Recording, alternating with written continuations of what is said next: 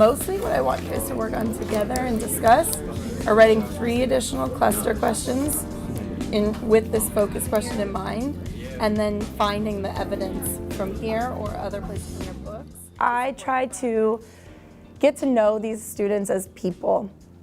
And yes, I have the literature we read or texts that I'll bring in, writing assignments and all these things, but it's really a student-driven classroom. And every year it's different because the students are different.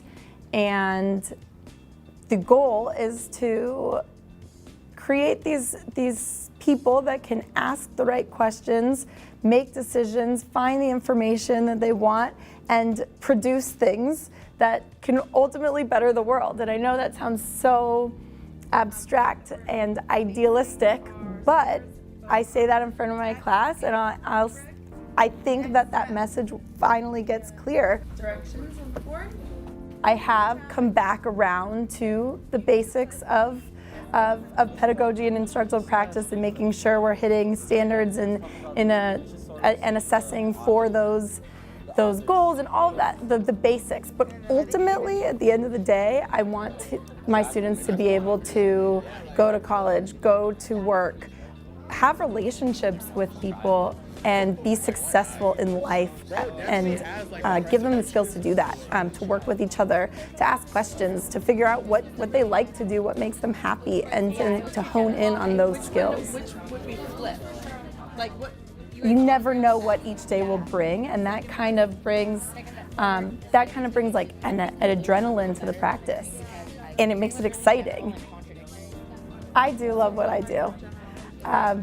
That love wavers with exhaustion levels, but I do love what I do. I don't think that, someone recently told me that work is just what you do every day. You need to separate that from who you are, and that's not how you should judge people.